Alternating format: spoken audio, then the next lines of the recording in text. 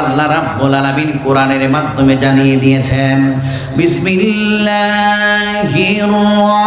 রহমানির রহিম,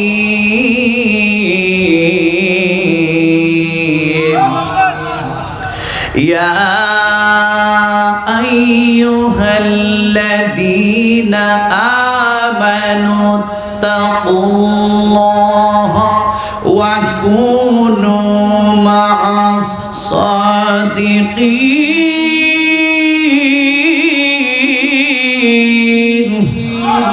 এখানে আল্লাহ ইমানদারকে ডাক দে, তোরা যে বেঈমান, তোরা বাদ। আল্লাহ তোরারে বাদ দিয়ে তো রাখছে। এখানে আল্লাহ ইমানদারদেরকে ডাক দে, ইমানদারের দল, ওয়াত্তাকুল্লাহ, তোমার আল্লাহকে ভয় করো। কাকে? জোরে বলুন, কাকে? আমরা কি আল্লাহকে ভয় করার দরকার আছে কিনা নাই? আল্লাহর যারা ভয় করে নামাজ ছাড়ে না পড়ে, আল্লাহকে যারা ভয় করে নামাজ ছাড়ে না পড়ে, আল্লাহকে যারা ভয় করে রোজা রাখে নাকি ছাড়ে, আল্লাহর যারা ভয় করে কি হজ ছাড়ে? যাদের উপরে হজ ফরজ হয়েছে এরা কি হজ ছাড়ে? আল্লাহকে যারা ভয় করে তারা যাকাত দেয়, আল্লাহকে যারা ভয় করে তারাই ঈদে মিলাদুন নবীর মাহফিল করায়। কথা কোন ঠিক কিনা? আর আল্লাহরে যারা ভয় করে না তারা নামাজ নাই, রোজা নাই, হজ নাই, যাকাত নাই, সুদ খায়, গাঁজা খায়, ইয়াবা খায়, ট্যাবলেট খায়, মদ খায়, একেবারে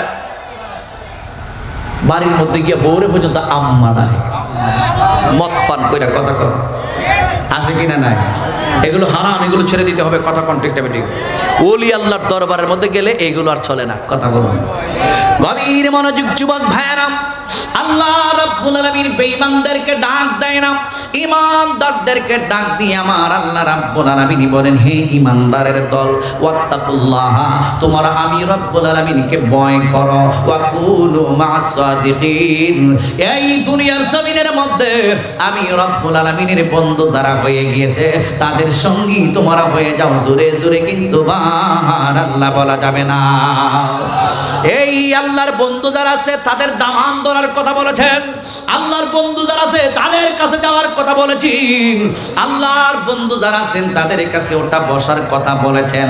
হযরত জালালউদ্দিন রুমি রাহমাতুল্লাহ আলাইহি ডাইকা বলেন, এক জামানা সহবতে বা আউলিয়া, এক জামানা সহবতে বা আউলিয়া, বেহতর আজ সাদ সালে তো আজবিরিয়া। ওলিদের হালের সঙ্গে যদি হালটা মিশাইয়া সামান্য পরিমাণ সময় তুমি বসতে পারো, 100 বছর পর্যন্ত নফল ইবাদত বন্দেগী করলে যে সওয়াব হয় এর চাইতে বেশি সওয়াব তোমার আমার আমলনামার মধ্যে লিখে দেওয়া হয়। এই জন্য ওলি আল্লাহদের মজলিসের মধ্যে আমরা যাই। বন্ধুরে আমার, এই চট্টগ্রামের মানুষগুলো আজকে আমরা সুন্নি হইছি আল্লাহর বন্ধুদেরকে পাইয়া, সিলেটের মানুষগুলো আজকে আমরা ইসলাম পাইছি সুন্নি হইছি ওলি আল্লাহদেরকে পাইয়া। তুমি যে এত বড় বীর বাহাদুর, তোমাকে যদি বলা হয় তুমি একটা জায়নামাজের মধ্যে দাঁড়াইয়া একটা গান পার হো, নদী পার হওয়া লাগবে না, একটা পুকুর পাড়ি দাও, একটা গাঙ্গের পানি পাড়ি দাও, তখন তুমি বলবা না না আমি ডুইবা যাইব গা। কিন্তু আমার নবী রহমাতাল লিল আলামিন শাহজালাল মুজাররদি আমানি রহমাতুল্লাহ আলাইহিকে এই বাংলার জমিনের মধ্যে পাঠিয়েছেন। হযরত শাহজালাল মুজাররদি আমানি রহমাতুল্লাহ আলাইহি সুরমা নদীর মধ্যে নামাজের বিছানাটা রাইখা পা দিয়া একেবারে সুরমা নদী পাড়ি দিয়া ওই পার তাইকা ওই পারের মধ্যে চলে যায়। এটা হলো ওলি আল্লাহদের কেরামত। আল্লাহু আকবার। কেরামাতুল আউলিয়া ইহাকুল, ওলি আল্লাহদের কেরামত সত্য, নবী রাসূলদের মুজিজা যেমন সত্য, ওলি আল্লাহদের কেরামত সত্য। নবী এবং রাসূলদের কাছ থেকে যদি কোনো অলৌকিক শক্তি প্রকাশ পায়, মুসা আলাইহিস সালামের হাতের মধ্যে একটা লাঠি থাকতো, মুসার হাতের লাঠিটা যখন জমিনের মধ্যে ফেলে দিত, এই লাঠিটা দেখা যায় সর্পে পরিণত হইয়া যাইত। কি জন্য সর্পে পরিণত হইয়া যাইত? এটা যুক্তি বিবেক আবেগ দিয়ে আপনাকে দুনিয়ার কোনো মানুষকে বোঝানো সম্ভব হবে না। এটা হলো হযরতে মুসা আলাইহিস সালামের মুজিজা। আল্লাহর হাবিব রহমাত রাহমাতাল লিল আলামিন ওই জমিনের মধ্যে তাইকা সাত্তারে দুইটা টুকরা করছে। এইটা হলো আমার নবীর মুজিজা। এটা দুনিয়ার নবী কেমনে দুনিয়া তাইকা সাত্তারে দুই টুকরা করলো, এইটা দলিল দিয়ে বোঝানো আপনাকে আমার সম্ভব হইবে না। আমার নবী মেরাজের রজনীতে এক রাইতেতে 27 বছর কাটাইয়া দিয়েছে।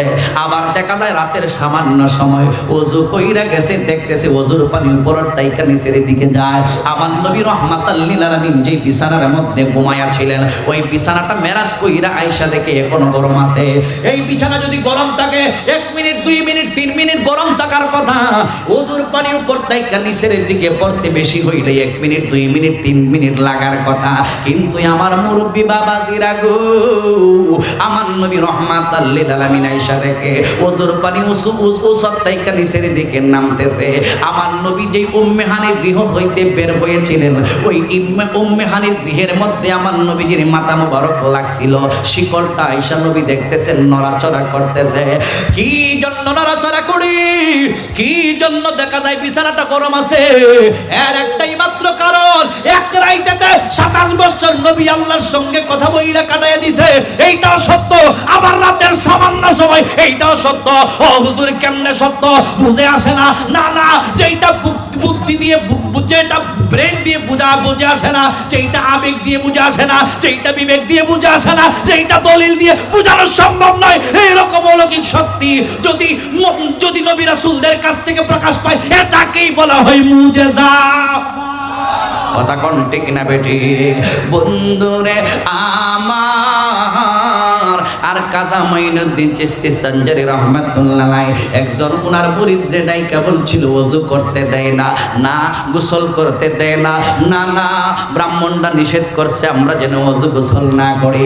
আমার কাজা মাইনুদ্দিন একজন মুরিদের হাতের মধ্যে একটা পানির লোটা ধরাইয়া দিছে। মাইনুদ্দিন দিছে, যাও ওই খাজা মাইনুদ্দিন চিশতি পানির লোটাটা দিয়া কইছে, এই পানিগুলো নিয়ে আসো। কোন সাগরের পানি? সেই সাগরটার নাম হলো আনা সাগরের পানি।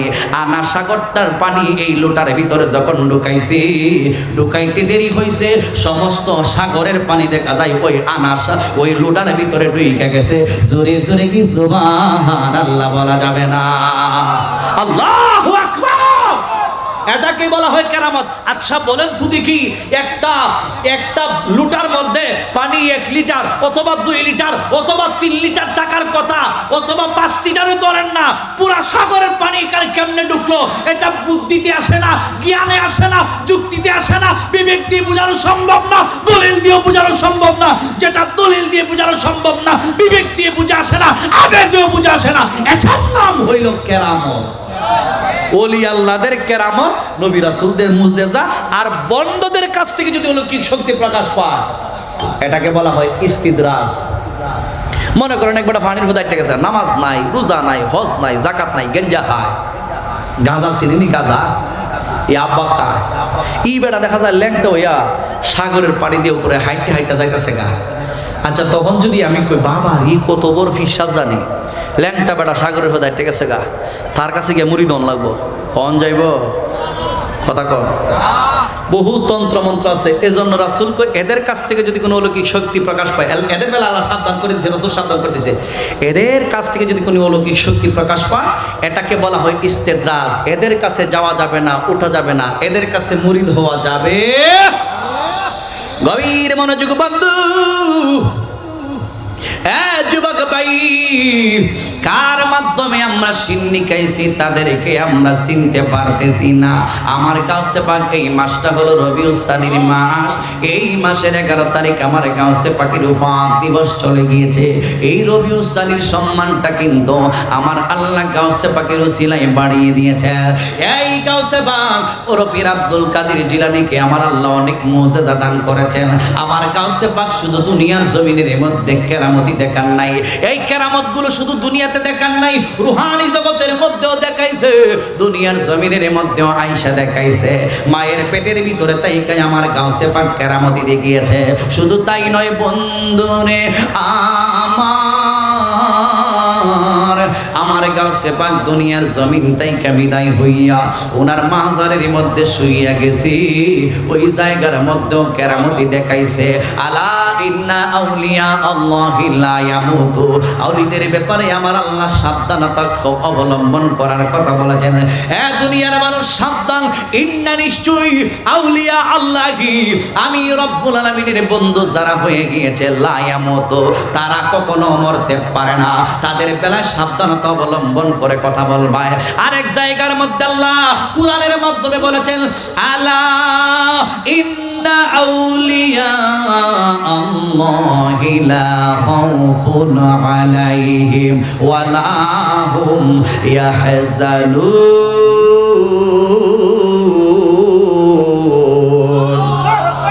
আল্লাহ রাব্বুল আলামিন ডাইকে বলে সাবধান, ইন্না নিশ্চয়ই আউলিয়া আল্লাহি, যারা আমি আল্লাহর বন্ধু হয়ে গিয়েছি, লা খাউফুন, তাদের কোনো ভয় নাই, ওয়ালা হুম ইয়াহজানুন, তাদের কোনো চিন্তা নাই, ফিদ দুনিয়া ওয়াল আখিরা, ওলি আল্লাহদের দুনিয়ার কোনো, দুনিয়াতেও কোনো ভয় নাই, চিন্তা নাই। তারা কবরের মধ্যেও গেলে কোনো ভয় নাই, চিন্তা নাই। হাসর মিজান পুলসিরাতের মধ্যে তাদের কোনো ভয় নাই, চিন্তা নাই। ও হুজুর কেন? এই জন্যই তাদের বই নাই, এদের সম্মান আমার আল্লাহ বাড়িয়ে দিয়েছেন। তাদের অনুসরণ করলে তুমিও, তোমারও কোনো ভয় নাই। তুমি যদি আল্লাহর বন্ধু হইতে চাও, ওলি আল্লাহর দরবারে যাইতে হইব। আমার গাউসে পাক বড় পীর আব্দুল কাদের জিলানীকে আমার আল্লাহ বেলায়েতের সম্রাট কইরা দুনিয়ার জমিনের মধ্যে পাঠিয়ে দিয়েছেন। আর বেলায়েত কিন্তু এমনিতে হাসিল হয় না। ওলি আল্লাহ হইতে গেলে তিনটা পদ্ধতি আছে। তিনটা পদ্ধতির মাধ্যমে ওলি আল্লাহ হইতে হয়। এক নাম্বার পদ্ধতি হইল বেলায়েতে আতাই, আল্লাহ প্রদত্ত বেলায়েত। আপনি দুনিয়াতে আসেন নাই, রূহের জগতের মধ্যে যাদেরকে আমার আল্লাহ ওলি বানায়া রাখছে, তাদেরকে বলা হয় বেলায়েতে আতাই। আরেক প্রকার বেলায়েত হইল বেলায়েতে ফয়েজি, ফয়েজের মাধ্যমে ওলি আল্লাহ হওয়া যায়। আর একটা বেলায়েত হইল বেলায়েতে কসবি, সাধনার মাধ্যমে ওলি আল্লাহ হওয়া যায়। এই দুনিয়াতে রিয়াজত করতে হবে, বেশি বেশি করে নেক আমল করতে হবে, তাহলে আপনিও আল্লাহর বন্ধু হইতে পারবেন।